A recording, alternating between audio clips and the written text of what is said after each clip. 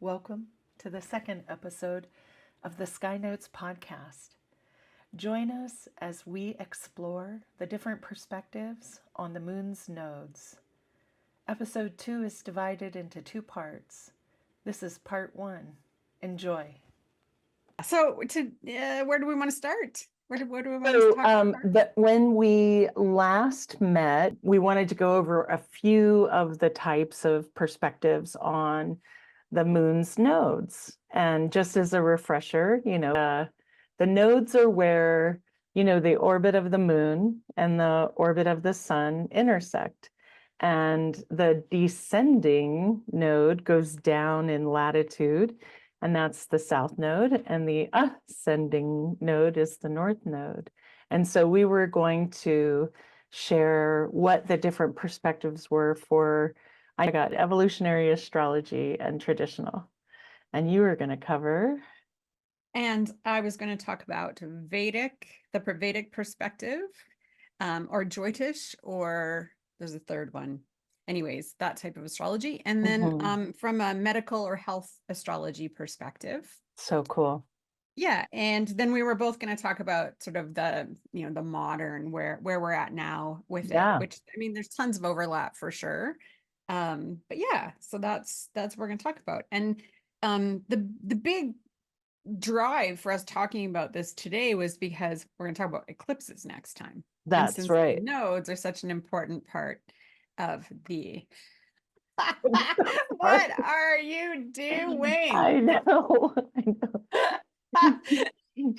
I know it may seem like I just want attention, but I'm just trying to figure out what my lights are supposed to be doing. I'm going to let you get back to it. So why are we talking about the nodes so much? So we decided in our conversation that since the eclipses are soon upon us next month, that we would talk about the nodes, since they are a key part of eclipses, because it takes the sun and the moon getting close to a node during a new moon or a full moon for us to even have an eclipse. That's right. And then we thought there's just so many perspectives, there's very ancient astrology around the node. And so we wanted to look at it from the different perspectives.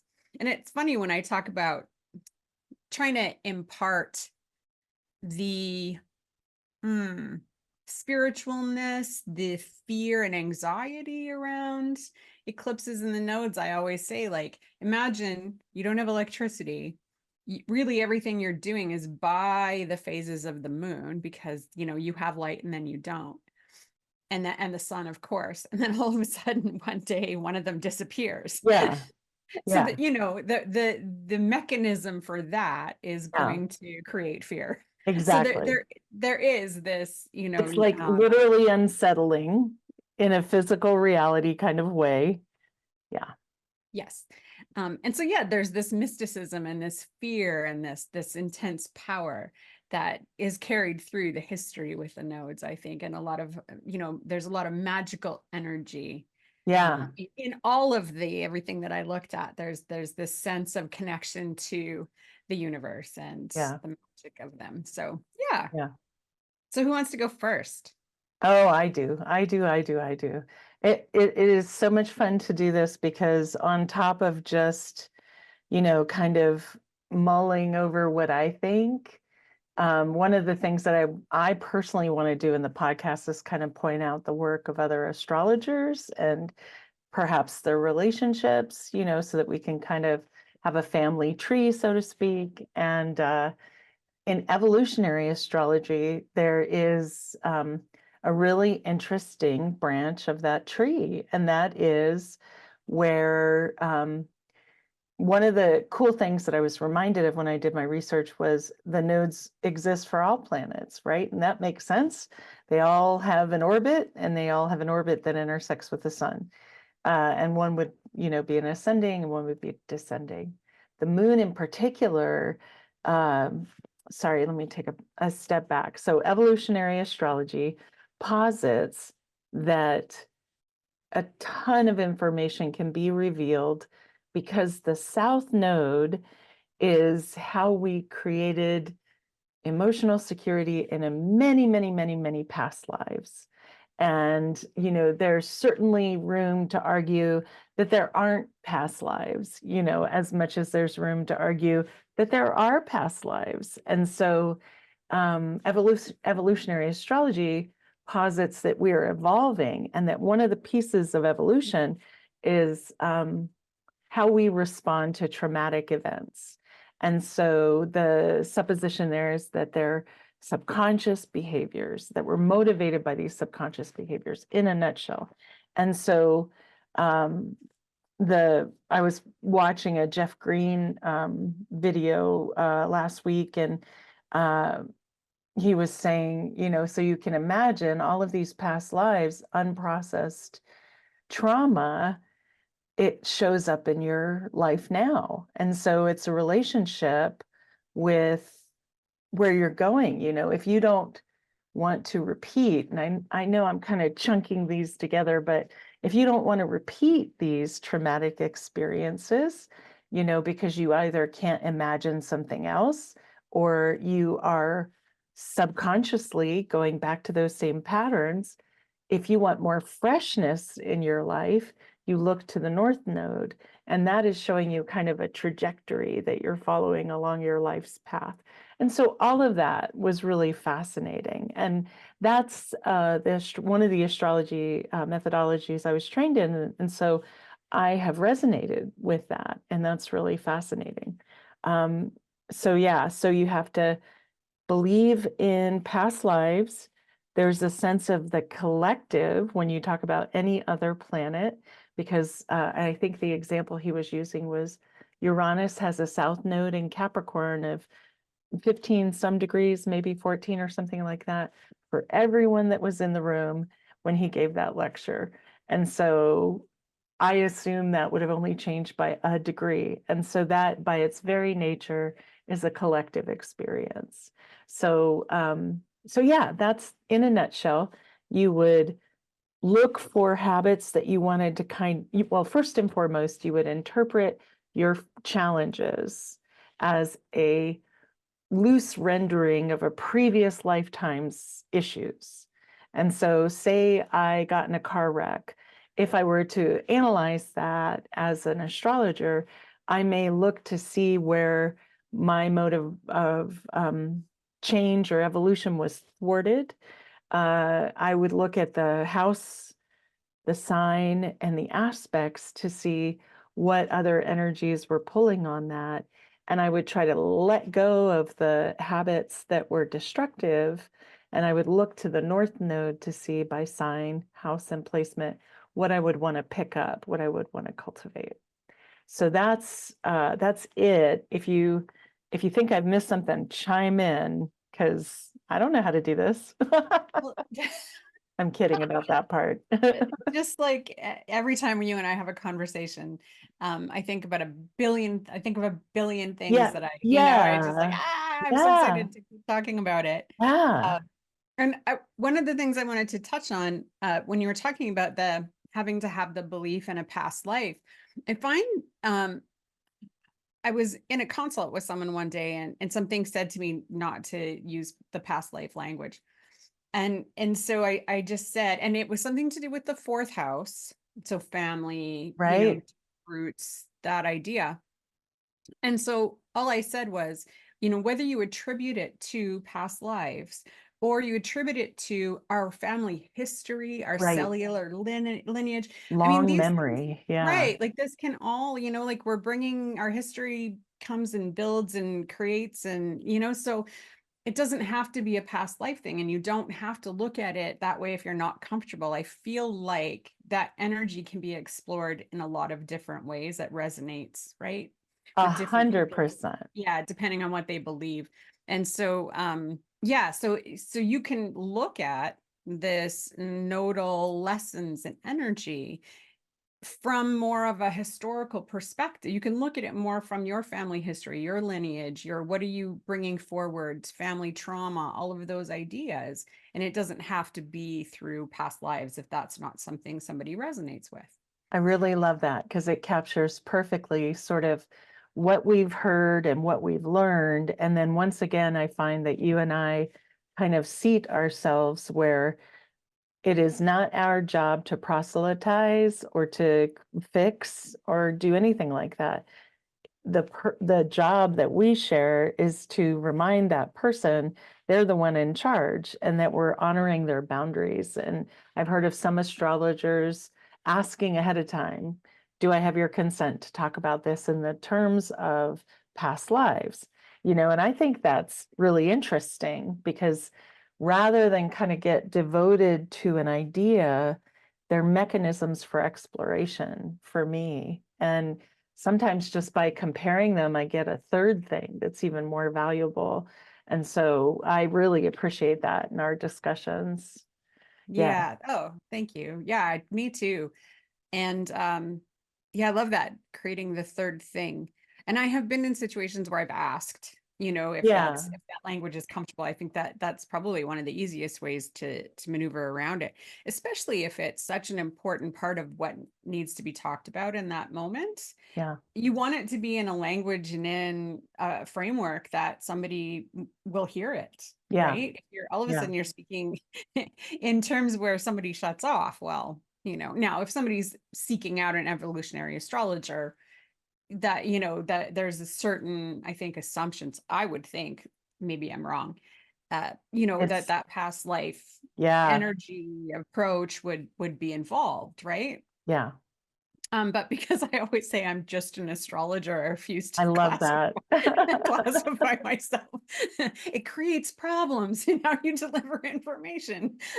Yeah, you have a lot of choices, right? You There can are choices. you Yeah, can create really refined patterns for folks to kind of chomp on. I think that's really cool. So right. yeah, Yeah. so the evolutionary astrology from the standpoint of, working with folks who have trauma, right? And again, specifically from the astrological standpoint. And I know sometimes we talk about a lot about how we conduct ourselves as astrologers, but I think it's really important for people to know like what to look for and that they have a say in that. And one of those things is if you're working with somebody who has a lot of challenges, whether they're psychological or material or community based, and they have needs that aren't based on hearing really cool stories from the stars and potential energies that are working in their lives, be it medical, they need medical help, they need a hospital, they need better friends, they need, whatever it is that's not astrology. We move them on, and have referrals. I know I've had them locally. I don't have them right now, but it's sort of, that's another piece of it. But when the positioning is right and somebody who has those challenges consults an evolutionary astrologer, often there's a sense of great relief that their super intense story has plenty of space to kind of exist because it is the idea that you are going to process trauma in order to evolve. So you can imagine if a group of folks are like, go get your trauma, go get your trauma, how many people that doesn't work for, right? Like at all. And I know in the past we've talked about the elements and, maybe a watery person can go, oh, that's okay, or yay, I'm in the water. But an air and earth person might be like, what are you doing? What on earth are you trying to do? And not know that they can kind of go to a different type of astrology or avoid it altogether. Yeah. Um, anyway, a traumatized person coming into that environment can also find really different information. And I think this will be consistent when we talk about the South Node and the North Node versus the sun or the moon or the ascendant. It is another area that can really unveil a tremendous amount of information and of functions that are relevant that you may not know how to work with, but after you hear about the nodes, you get a sense of like, oh, that energy, I see it.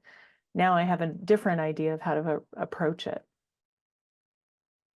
and one of the things that was really interesting across the board is that the nodes are always like they're nothing. They're just a place, Yeah, right? They're just a yeah, spot. yeah, Um, and so everything I looked at, there's an energy there. yeah, There's a connection to the cosmos yeah, through the North Node and the South Node, and a mystery and an unknown, yeah, yeah, right? And it doesn't really matter which vantage point you look at them from. yeah, That's consistent, yeah, you know. Um, and Yeah, and exit and entry is consistent as well. The yep. South Node being some form of exit outward going, and North Node bringing in. Um, yeah. The other thing that I've found fascinating in terms of when we're talking about trauma and whether we're couching something in, the past life language or not, is I've had clients have really similar signatures, say with Pluto and the nodes, where that's a strong trauma signature, usually around violence, Hmm. right? Am I right about that? I think so. Um, and so what's intriguing is that I've had clients who've actually experienced it. So Hmm. the anxiety and the fear is based in this life's experience with those placements. Then I've had clients who carry the fear Yes. of violence, Yeah.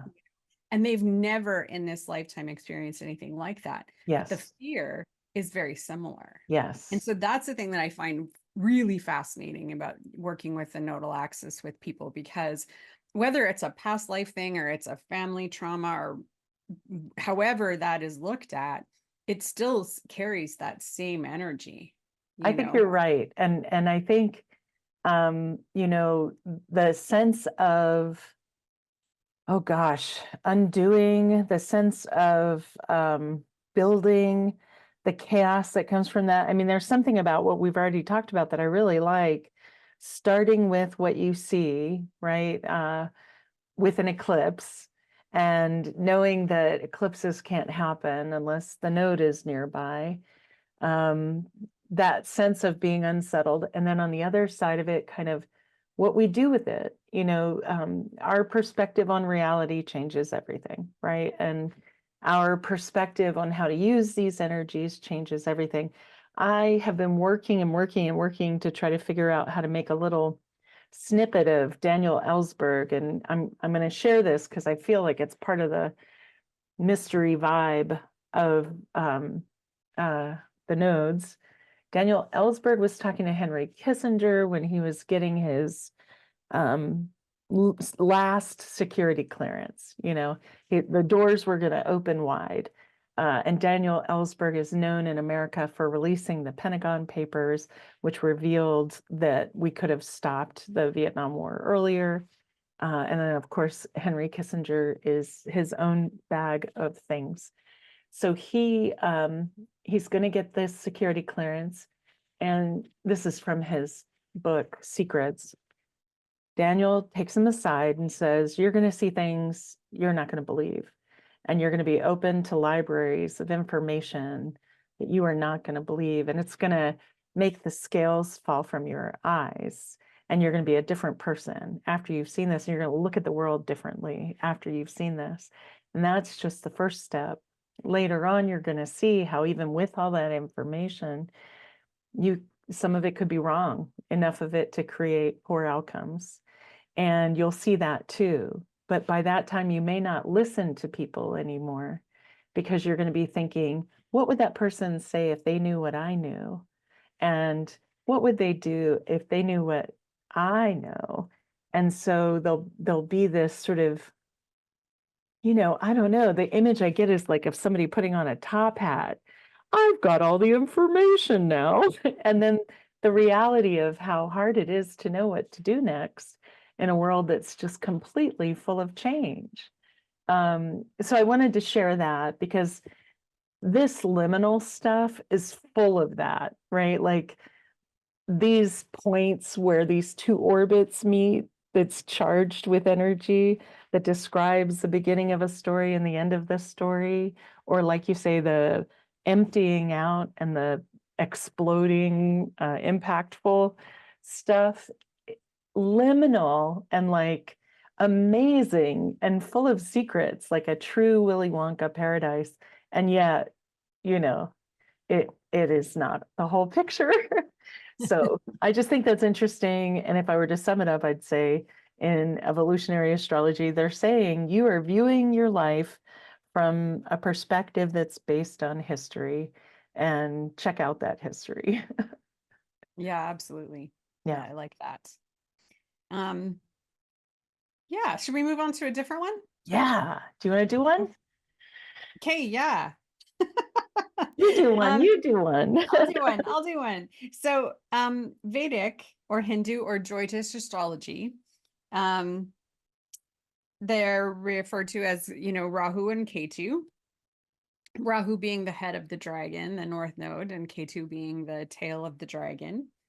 And so in Vedic, I saw reference to something like they're considered as shadow planets. And so I actually wrote this down so I wouldn't get it wrong. Mhm. Indicating karmic and spiritual influences more than physical entities. Crucial in understanding someone's life path, challenges, spiritual lessons that they're here to learn. And so there's around the North Node, there's this idea around materialistic desire and Mhm. worldly attachments, Mhm. qualities that we need to develop. So there was actually some overlap with, Right.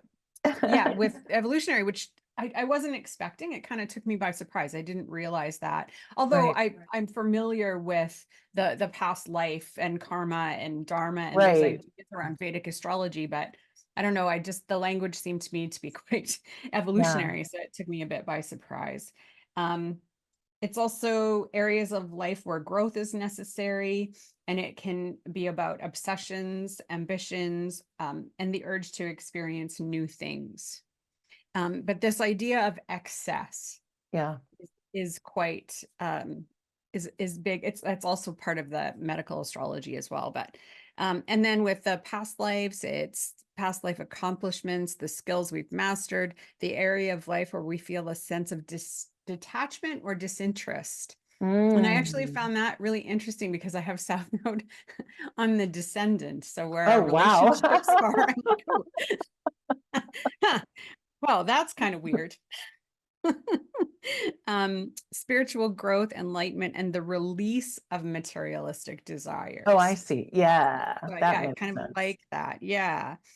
And so I have this quote here about, so in Vedic astrology, Rahu and Ketu serve as the karmic axis that propels the soul through its journey, emphasizing the balance between material desires and spiritual liberation. Rahu's placement in the chart points to the life areas requiring growth, urging the individual to embrace unfamiliar experiences, whereas Ketu reveals past karmic strengths and the wisdom we carry, urging detachment from materialistic bonds. And so this comes from somebody called Dr. B.V. Raman, Yeah, apparently responsible for modernizing Vedic got it. astrology, Yeah, Hindu astrology. yeah, And so that to me seemed very evolutionary in yeah, its description, right? yeah, well, That's totally, kind of totally. interesting. Yeah. Yeah, I mean, I Like I think said, it's more, there was more of a sense of the malefics of either one of them uh, than in evolutionary. And I'm just kind of laughing and as I cough because it's there's there is this sense of like shaking off the what is it called? We all have feet of clay or something like that. And there's this sense of shaking that off vigorously in the evolutionary astrology world. And so the sense that like you come clean, right? And there's this, if not purity, just holisticness. And so you're free of all of that stuff. And I like that too. And I definitely vibe with the um, past lives. So yeah, I think so far that does sound quite similar, but I know it's really different, right? First and foremost, right? They're working with sidereal time. So they're Yes. working with where we're actually at in the world and universe. And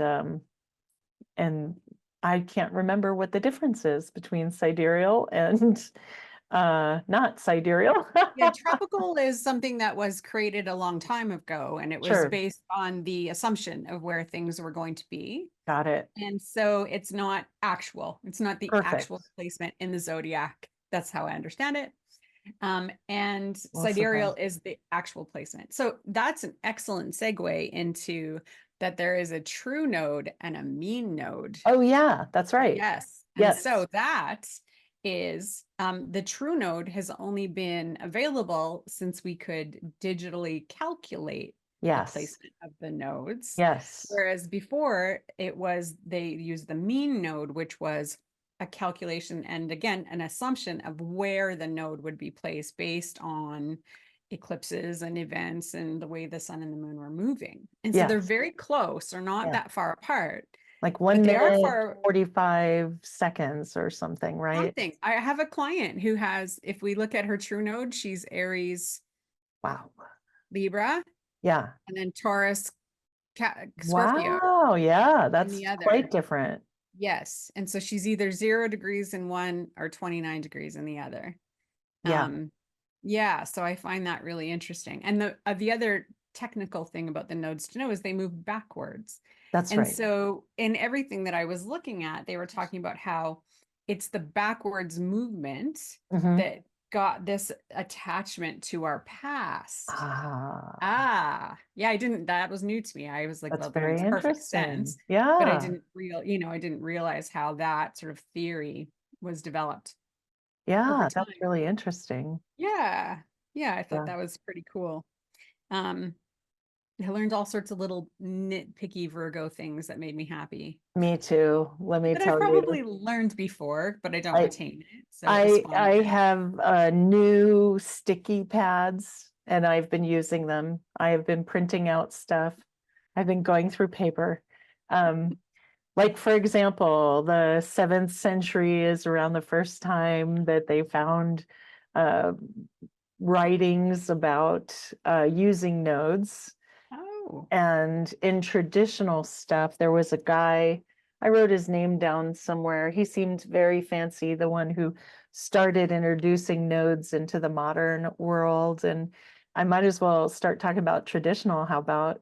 yeah, yeah. So you Yeah. looked at Hellenistic? Is that what you, that Well, was the I interesting? liked, there was Astro.com had a nice summary of it, which was a catch-all phrase for Greek and Mediterranean astrology, for Persian influence, for there's a third one, a Babylonian or something, but I like it. that is sort of everything before the 19th century. And then it started to kind of evolve such that it was no longer traditional. So it includes a vast arena of Yeah, really. astrology. Yeah. And the differentiators I found there were that sense of excess and decrease based on the latitudes, going to the north node, the latitude increases, and going from the south down to the south node, it decreases. However, that has intense, implications. So do I want my Jupiter on my south node? Probably not, because it will decrease the value of it. Do I want it on my north node?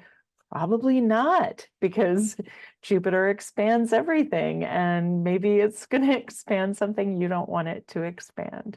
So the disease of cancer is often used as an example of something you don't want to keep growing, and that shows the imperfections in Jupiter's benefic nature. So yeah, and then that started.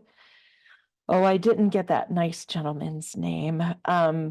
But yeah, so that's where they've been bouncing around. A lot of people weren't using them. And my sense from looking, and YouTube is such a amazing source of information about astrology at this point, is that that it was sort of the 80s and 90s when they kind of came back into view for everyone that we would know, astrologically speaking, that they really have kicked off in the last like 40 years as a more typical tool to reveal stuff.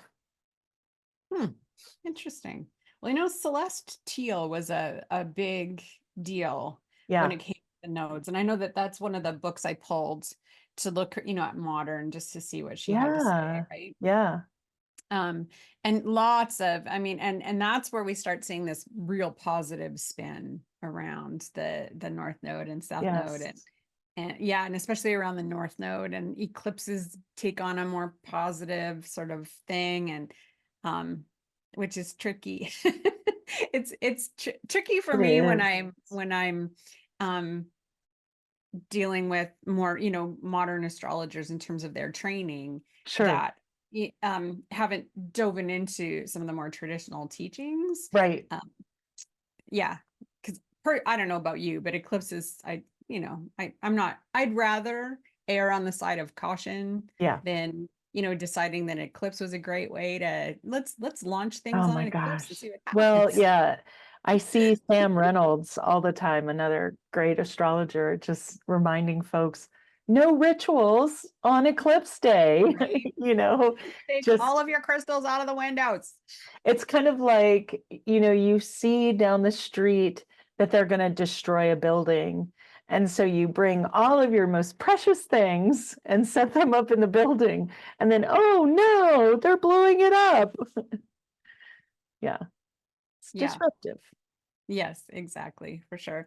And so I'm curious too about, and I really meant to look at this before we started talking, was this idea of nodes in music. Do you know Nodes about in this? music. I'm thinking modes. I know I could get there. I love that idea of what we're not talking about. So my brain goes there, but I think this is slightly different. Nodes in computer language is a complex mapping of little moments, and those moments are called nodes. And then, of Oh. course, we have lymph nodes, which are part of the lymph system. So I wonder if nodes in music Hmm. is that kind of thing. I can also look it up. So Oh, no, in the I can't. very brief thing that I heard, like Yeah. it was in one of my um, healing courses using sound. I got it. And he was talking, so he's a musician, the gentleman who's teaching the course, and he was Yes. talking about the nodes in music and how they are the absence of sound. Ooh, But what was interesting is he described them as the most important part of music. I would argue the same, that the And I quiet just thought is that's the so most. fascinating when you think about the nodes in astrology Yes, and how it's like there's nothing there. And that's yet, really beautiful. right? Yeah, And I think we're gonna have to go look at more into this nodes in music and do some kind of I love interesting that. comparison. I think that would be cool. But of course, anything I hear that has an astrological sound to it, I'm like, my brain goes straight into astrology. Doesn't matter what I'm doing, Oh, 100%, 100%. right? Yeah, yeah, yeah, yeah, yeah, Yeah, yeah, for sure. yeah. That is And so interesting. you were talking about traditional astrology and the nodes, and so I interrupted, I feel. That's really okay. There was another piece of it where, the 1992 United Astrological Conference happened, and many, many folks emerged from that, that did critical work like Project Hindsight that made more original source material available in its original language. Um, uh, I got that from watching the astrology podcast. I don't mean to obscure that, but the thing that I think is interesting is I got a sense that, again, there's sort of more devotion, and there's a piece of that with traditional. Tradition, when you think about it, it's something we can stand on, it's something we can do forever, it's something it's worth getting other people back in line to do again and well. And that kind of devotion feels akin to that study. And this new material or this older material, the sense I got was, doesn't need to be reviewed reverentially. It is from another era. And again, that's the thing that I find so fascinating. So I didn't have additional insights into how traditional folks use it. Usually I think people are looking for like the danger zone stuff, which would be exactly in line with evolutionary astrology, just with different motivations. Right. The evolutionary astrologer is trying to find that stuff so you can process it, and I'm not. I am an evolutionary astrologer, so it's sort of to find out the way that it processes itself, or if it's possible to process it at all. And in traditional, it's sort of, I remember Rob Hand saying this once, and Rob Hand's amazing person, astrologer, that modern astrology is an internal searching of self, and that more traditional astrology was designed to get you through a neighborhood during a war where you weren't necessarily sure to make it home, or sort of like the conditions were so uncertain that you were looking for something that would aid you in creating more certainty. And that's the only other piece of it. So the goal in finding out the South Node would be to find out, my God, what do you have to let go of? Where are you wounding yourself? Where are you not wounding, but falling into traps of past behaviors that leave you open to bad outcome? So, One of the I think where I've probably learned the most about a more traditional look at the nodes has been through Sphere and Sundry, Caitlin oh, Kopar nice. and Yeah. Austin. Yeah. And they have so many resources in terms of remediations. And so looking at the eclipse remediations and the nodal remediations, and that, the node color is black. Yeah. In honor. I didn't do it on purpose. I just Right. realized it now. Yeah. And it's always about purifying, getting rid of, and it's never are you trying to increase anything with the Right. nodes. And even if there is a positive side to the nodes, they're so wild and uncontrollable that Right. you don't want to tap into that Right. energy, Right. right? From a magical point of view. Yeah. And so, sort of reading through the remediations and the magic of it can Yeah. give you a really good sense of sort of the energy that has been attached to the nodal axis Yeah. through through traditional astrology. I have to say I probably learned the most through reading Caitlin's stuff when it comes to that, for sure. That's very cool. I'll have to She's a check it out. wealth of information. Yeah, for Yeah. sure.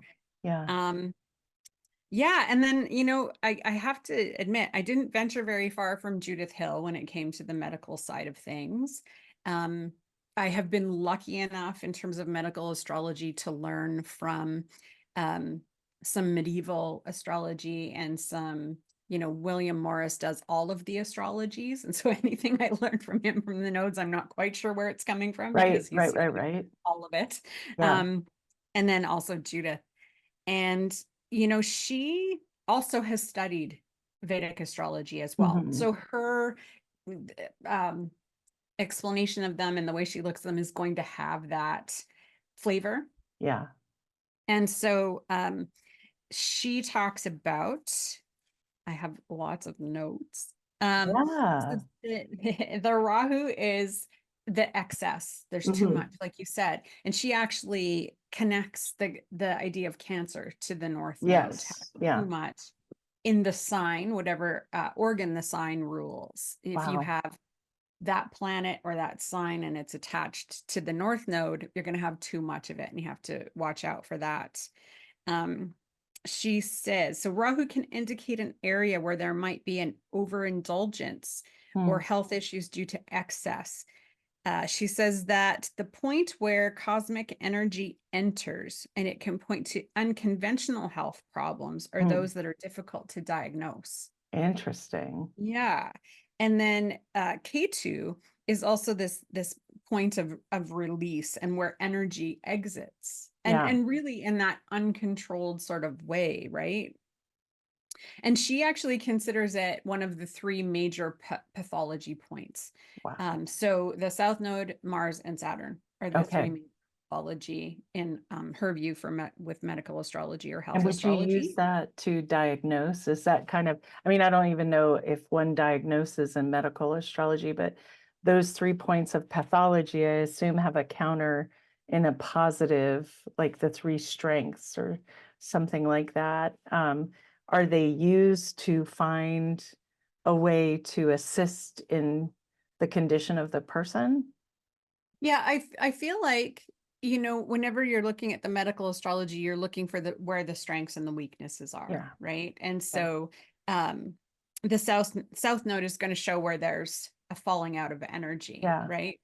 And so if you have a planet there, and I think as she describes it, if you have a planet that's not in great shape and Ah, it's conjunct the south node, you're going to have problems with whatever that planet is got ruling, it. you know? Yeah. I know that when I took one of her medical astrology classes, we had to do a homework assignment with the nodes. Mm, And I looked at my husband's chart, and he had three-quarters of the things that she listed right. in terms of health issues Right. connected with the nodes and the planets involved. So it was a little bit spooky, to be honest, but it was very telling, very, very, very telling. I find it really interesting. And, in terms of health support, I find this is just my 2 cents. I usually have to work with an allopathic, a regular doctor, a naturopath, and then somebody who does all of the wackadoo modalities. And I just say that more from an outside reflection than inside. I find that people who understand or who can address things from the inside can make good decisions that can come back to the allopathic or to the naturopath. And so the idea that you would also be able to kind of rely on astrology to give you this, I have not studied it enough, even though I know about Kira Sutherland's great work and of course Judith Hill's great work. And I know there's a bunch of other folks. Lee Lehman, right? She does Lee some Layman, yeah. Lehman, right? So, but yeah, thinking of that as another kind of supplemental place to look into ways to triangulate on your care. It's just really exciting. Yeah, for sure. Well, and even, from all of those perspectives, if you find the south node in your chart, it is the way I've seen it, and it's been confirmed when I've looked at these modalities, that wherever you have the south node is to be careful not to put too much energy there because it just falls away, Yeah. right? I actually had a client recently who did this great session, and then she asked a question at the end about looking back in her life to see an event in the astrology of it. Hmm. So it was something that we very quick, just a short sporadic look, and it was a really tragic event, but to look at it from outside and see the astrology of it, Hmm. um, they lost their home Wow. to a fire, and in both things that we were looking at, like the transiting south node was conjunct Mars, and Mars was conjunct the natal south node Yeah. Wow. in the fourth house of home and the Wow. second house of belongings. Wow. And just so that idea of losing, right? Yeah. Of things falling away, Yes. you know, was just, yeah, it was very wow. And there was no fire signs involved. Like it was just the planet in charge of fire Hmm. connecting to that south node, which I believe, I don't remember which one it was natally. I'm not going to try to commit to Yeah. anything, but Yeah. it was Yeah. just like I I I don't know what I expected to see, but it was quite literal, and Yeah. it was Mars to the nodes in both cases. Yeah. Um, and so yeah, just for people who are watching or listening, for Yeah. themselves to see where that south node sits, and to see if that's an area of life where your vital force, as Judith would say, Right. has been drained, Yes. and to just be cognizant of that, and Yeah. um, learn how to moderate. I mean, for me, it's seventh house. It's that's client work, that's partnerships, that's any one-to-one thing that you have going on, right? Yeah. And so yeah, so it is a place where you can waste a lot of time and energy for sure. Yeah. Yeah. Mine Yes. is on my ascendant conjunct Mercury and Neptune. And it definitely has been a fascinating journey to get here. And Yeah, you and I are opposite that's because right. you have your south node on your ascendant and I have my north node on my ascendant. That's right. That's right. So Um, yeah, yeah, very my just previous partner had that. We had ah, reversed placements, but interesting. we were born 2 weeks apart, so it was the same, roughly the same chart. So that was also interesting. I mean, I think about, tragic events and the markers for them, or anything you're uncomfortable with. I remember gifting an astrology reading that did not surface the things that that person was worried about. And so they kind of didn't feel the benefit of it, didn't sort of see what it would do. And I think that's why I just, I know I keep saying it. I love astrology. I could eat it for breakfast, lunch, and dinner, but I do not need anybody around who does not want astrology. So, not that I don't need them around. I don't need them when I'm talking about astrology. And so, I think about how do you run into this? And I know it's a little bit of a tangent, getting folks into the condition where they can ask good questions. Do you ever have that kind of, there's a trope in astrology that people are going to ask, can I fall in love? And to the entire world, yes, come on, everybody's so dang cute. And then, can I get rich? And the way that resources are pointed out in astrology, a lot of this stuff I'm trying to get to is common sense, right? Can you be an astronaut? Have you been training to be an astronaut? Can you have a really good relationship? Have you had really good relationships, kind of thing? Um, so to get like that real question, right? Like to the real obstacles, or to the less than obvious stuff, I often find that I'm waiting to hear, the anecdote or the story that a client would have, where that triangulation in particular would be helpful. My opinion, what I can see in the chart, and their participation, that becomes something really magical with the right questions. So anyway, I was just curious if you run Hmm. into that. It's what I think one of the things that keeps my Mercury Uranus conjunction entertained Yeah, is, that every session is so different, yeah, and even when I am always kind of blown away because always, when I get sort of a clump of clients at one time, there are similarities right. between things that are always, right? And it's always this confirmation that astrology works because it's just so noticeable. It's just bizarre, really, if Right. if you're looking at it from outside that, seeing the magic of everything, that how it moves, right? Yeah. Yeah. Um and so if somebody when I find when we're talking about the right question, I find if somebody's really hell bent and wanting to know about their love life, let's Right. say, as an Right. example, okay? And that's just not what's lit up. That's just not where the Right. energy is. And if they don't want to hear anything else, the right question is never going to be You're asked, right. Yeah. right?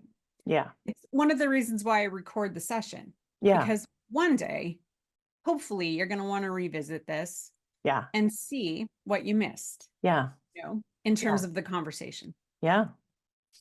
Um, but and my favorite is always when somebody's like, I just want to know about astrology and my chart. Yeah. And Yeah. because to me, that's where often the richest and naturally guided conversations come from. Yes. Even just with you and I, Yeah. trying to decide what we're going to do in the podcast. It's like as long as you're always going with a natural flow, Yeah. the right questions will get answered, right? Yes. Yes. I agree. Yeah. I agree. Yeah. And so, you know, I do plan a lot for my session. Of I take a lot course. of notes, and it's cut down a lot. Like it Yes, used of to be course. many. Yeah. Um, I'll probably never stop doing that. I'm never going to stop being a Virgo. So, You're right. you know, um, but letting the conversation just happen, Yeah. right? Yeah. And giving moments to sort of process the information. Yeah, I think that if you just let the situation be as natural as possible, Yeah. then you're opening the door for the right questions, or the most helpful information to. Absolutely. Absolutely. And I think, I'm betraying my my biases a little bit, like what I have used astrology for is to identify what truly makes me happy, outside of what is societally appropriate, and in some cases that's led to some pretty traditional behavior, and in some cases it has not. And so in my um, exuberance, as a Sagittarius, I would love that for everyone, right? Like, I would love for everybody to kind of have that sense of like, oh my God, it's okay to be me. Oh my God, this is great. And oh, look, here's all the stuff that I get to go explore. Holy crap, that's a lot, which has been my general, like, dun dun dun dun, dun, Sagittarian approach, and so I can put that bias aside. When I think about my clients generally, you know, I'm usually blown away by my clients, and I'm usually looking for um, corroboration for stuff that they already know, or uh, new things that may not be so apparent that might be coming down the pike, So more so than the right question, it is almost a question of how do you handle it when folks just want to know if they're going to fall in love or get rich. And I think we all know you're kind to them and you do the good work, and they've got a recording afterwards to listen to. Yeah. Well, and the thing, and I remember this being made really clear when I was taking courses through Kepler. And, talking about, we use famous people's charts Right. because generally a certain level of success comes with things in the chart that an average person doesn't have in their chart and won't experience, Right. you know? And so, information about their lives is available, all of these things, but also these signatures aren't generally a part of the average person, right? Down the line, I would love to go over the Gauquelin material for the Oh, cool. sports quadrants. I think that would be really fun. But Very cool. yeah, that's a really good, for instance. Yeah. Yeah, for Yeah. sure. Um, and I feel like often when people are seeking out something like astrology, it's the contradictions in themselves, which are very apparent when we look at a chart, that they're befuddled by, frustrated Yes. with, want more information about. Right. And so back to talking about the nodes, Mhm. one of my favorite conversations I had was with the client who had all of this fear and terror, horrible nightmares, and had never had any life experience to Wow. support Wow. it. And yet that story was very apparent in this nodal um, Wow. activity she had in her natal chart. Hmm. And I just love how, the universe provides for us, because I had the contrast with a client like a week before Ah, who had lived through a lot of the things yes. that with the same signature, with it Yeah. was it was Mars, Pluto, and the nodes, but I really don't remember anything Yeah. beyond that. Yeah. It just the starkness and their life experience I wonder And what the this I am so sorry. I'm no, so that's okay. well, you'll when you hear it, let's hear if you say that again. I wonder if there's a way to do an astrology HIPAA. Do you know what I mean? So No. HIPAA is the American set of laws that means if I am a doctor, I can't talk about your case with anyone. And Mm. I can't even claim you as a client, you know. Ah. I can't remember what the initials stand for, but when I worked briefly at a cancer care alliance, I had to study that because I couldn't go running up to somebody and going, "You're here, this is so cool," you know, and I certainly couldn't do that at the grocery store if I saw them, you know, just sort of natural constraints to preserve anonymity. And the reason why I was compelled to say that is because you were saying, I can't remember the rest of the nodes, and or, you know, the rest of the configuration, Mars, Pluto nodes. And I was like, that's perfect. Stop there. It's none of our business. Oh, yeah, right. Yeah.